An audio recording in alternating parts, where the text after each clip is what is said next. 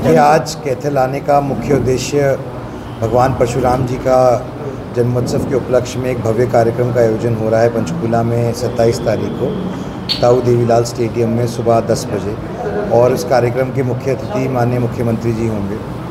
और आज कैथल आने का मुख्य उद्देश्य यही है कि मैं आपके माध्यम द्वारा और यहाँ पर धर्मशाला और संस्था के माध्यम द्वारा ज़्यादा से ज़्यादा लोगों तक हम ये न्योता दे सकें। और क्योंकि भगवान परशुराम जी सिर्फ किसी एक समाज या एक बिरादरी के भगवान नहीं हैं, वो 36 बिरादरी के भगवान हैं और सर्व समाज के भगवान हैं। तो बस ये मैं आपके माध्यम से भी सारी बिरादरी को और 36 बिरादरी को, समाज को भी न्योता देना चाहता हूँ कि वे इस कार्यक्रम में आएँ और कार्यक्रम का हिस्सा बने और इसको सफल बनाएं। क्योंकि भगवान परशुराम जी का जीवन प्रेरणादायक जीवन है और हमें उनसे सीखने की ज़रूरत है, समाज को सीखने की ज़रूरत है, 36 बिरादरी को सीखने की ज़रूरत है। क्योंकि वे अच्छाई के प्रतीक हैं और अच्छाई और बुराई की लड़ाई में हमेशा जीत अच्छाई की होती है और उसका हमें अनुसरण करके अगली पीढ़ी को बताना चाहिए, उसकी पैरोकारी करनी चाहिए, उसका प्रचार प्रसार करना चाहिए। साथ ही साथ मैं ये भी कहूँगा कि भगवान परशुराम जी का वर्णन हर युग में मिलता है और शायद इसीलिए मिलता है क्योंकि हर युग के अंदर ये अच्छाई और बुराई की लड़ाई जैसे हम अभी देख रहे हैं होती है और उस बुराई के ऊपर जीत निश्चित तौर पे अच्छाई की होती है।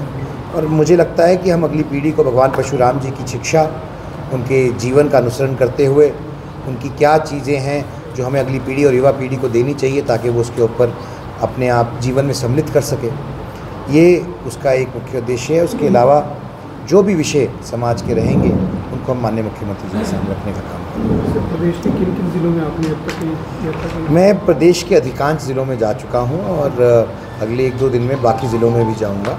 और जैसे कि मैंने कहा कि ये कार्यक्रम हम पहले भी 2 बार कर चुके हैं। 2012 में हमने परशुराम जी का महाकुंभ किया था करनाल में 11 दिसंबर को 2022 में, और फिर पिछले साल भी कार्यक्रम करनाल में था। इस बार जगह चिन्हित पंचकूला की गई है। तो आप सब सादर आमंत्रित हैं कि आप ज़्यादा से ज़्यादा संख्या में आएँ और इस कार्यक्रम का हिस्सा बने और इसे सफल बने। मैं संयोजक हूँ और यहाँ बैठे हुए प्रत्येक व्यक्ति संयोजक है। कार्तिकेय जी, हरियाणा सरकार ने 29 तारीख को भगवान परशुराम जन्मोत्सव पर जो छुट्टी होती थी, अवकाश होता था, वो कैंसिल कर दिया है, उसको रद्द कर दिया है, जिससे ब्राह्मण समाज में गहरा रोष है।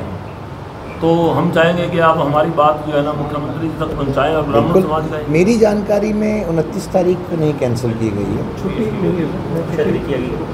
29 तारीख को कैंसिल नहीं की गई है। आप कह रहे हो 29 कैंसिल कर दिया है? कैंसिल करिए 30 की होगी सवाल उनका। हाँ चलो 30 की होगी, डेट की गलत हो सकता है। नहीं, अगर कोई चिट्ठी देखी है आपने तो उसमें डेट क्या लिखी है? 30 कैंसिल हो गई तो 30 तारीख है ना। तो भगवान परशुराम जी का जन्मोत्सव तो 29 तारीख का है। पिछले साल अक्षय तृतीया और जन्मोत्सव एक ही दिन पे थे, इस साल दोनों अलग अलग दिन पे हैं। मेरी जानकारी में 29 तारीख को अभी भी छुट्टी है जो भगवान परशुराम जी का दिवस है। अक्षय तृतीया की छुट्टी है। अनुराग कश्यप की फूले फिल्म आई है सर, और उसमें जो ब्राह्मण, देखिए बहुत ही अभद्र टिप्पणी की है उन्होंने। और सभ्य समाज में ऐसी टिप्पणी किसी समाज के बारे में किसी को करने की अनुमति नहीं होती है, ना ही कानून में ऐसा कोई प्रावधान है। मुझे देश के कानून और संविधान पर पूरा भरोसा है और कानून अपना काम करेगा और जो उचित कार्रवाई है वो ज़रूर होगी। सर, पहलगाम के अंदर जो घटना हुई है, पूरे देश के अंदर रोष है, सरकार के ऊपर, सरकार में आप भी हैं, क्या कुछ सोच रहे हैं? क्या देखिए, ये एक बहुत ही अमानवीय बर्बरता से भरी हुई एक घटना है। मुझे नहीं लगता है कि परसों जब ये घटना की सूचना पूरे देश में गई तो 140 करोड़ लोगों में से कोई भी चैन से सो पाया या खाना खा पाया होगा। इसने हर एक भारतवासी को और हर एक भारत के नागरिक को अंदर से झंझोड़ने का काम किया। और मैं आपके माध्यम से ये बात बोलना चाहता हूँ कि जो लोग इसके पीछे हैं वह ये समझ लें कि भारत और भारत सरकार वो नहीं है जिसको वो सोचते हैं। और आने वाले समय में जो माननीय प्रधानमंत्री जी ने कहा था कि ना आँख झुका के बात करेंगे, ना आँख उठा के बात करेंगे, आँख में आँख डाल के बात करेंगे। समय आ गया है कि हम आँख में आँख डाल के बात करें। और जो लोग ये दोषी हैं ये बेगुनाहों की जान लेने के लिए, में इन्वॉल्व हैं उनमें से एक भी नहीं बचेगा। मुझे इस बात पे भरोसा नहीं, पूर्ण रूप से विश्वास है। सर, एक तरफ प्रधानमंत्री ने विदेश दौरा कैंसिल किया, दूसरी तरफ बिहार में रैली हो रही है सर, इस पर क्या कहना है? देखिए, एक कार्यक्रम था जहाँ पर पंचायती राज का कार्यक्रम था जिसके पूरे देश में प्रसारण हो रहा था और पूरे देश के सरपंच जुड़े हुए थे उसमें।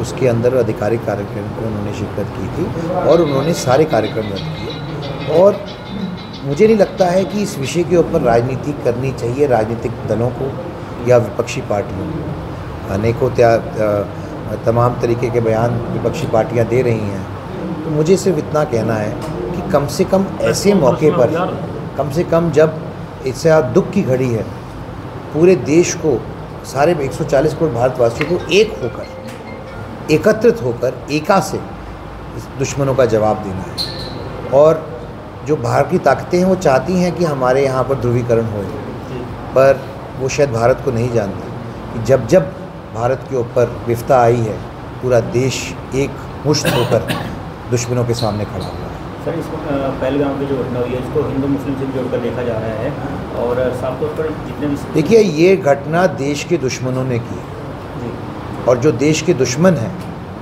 उनको करारा जवाब मिलेगा। ये नरेंद्र मोदी की सरकार है और नरेंद्र मोदी, मैं सिर्फ इतना कहूँगा, मैं अधिकृत नहीं हूँ कुछ सरकार के बिहाव पे कहने के लिए, लेकिन मैं इतना ज़रूर कहूँगा कि उनको करारा जवाब मिलेगा और जो बर्बरता भरी ये हरकत की है, जिन्होंने की है, एक एक से हिसाब लिया जाए, कोई नहीं बख्शा जाए। कार्तिकेय जी, ब्राह्मण आयोग का गठन करने की बात सरकार ने भी की थी और समाज की भी मांग थी, तो उस दिशा में कुछ आगे प्रयास चल रहे हैं अभी? देखिए, सरकार ने कब की थी उसकी मुझे जानकारी नहीं है, हमने तो बात रखी थी और हम अपनी बात जरूर रखेंगे, तो उसमें लेकिन कोई सरकार ने तो कभी नहीं रखी ब्राह्मण कल्याण आयोग। आपकी सरकार के आपकी समाज ने रखी, समाज ने रखी। वो दोनों बातों में विरोधाभास है। मैं भी असल में क्या ना, मैं पत्रकार ही खुद हूँ 20 साल से, तो मैं थोड़ा पकड़ लेता हूँ आपकी बात। मैंने छोड़ दिया जी।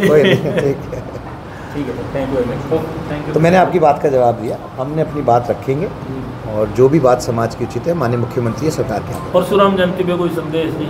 देखिए, मेरा सबसे बड़ा संदेश तो ये है कि ये भगवान परशुराम जी का जन्मोत्सव है और ये हम पहले 2 सफल कार्यक्रमों का आयोजन कर चुके हैं, ये तीसरा कार्यक्रम है और प्रयास ये है कि भगवान परशुराम जी के जीवन का अनुसरण करें और उनका जो संदेश है, जो उनकी शिक्षा है, उसको बढ़ाने का काम करें।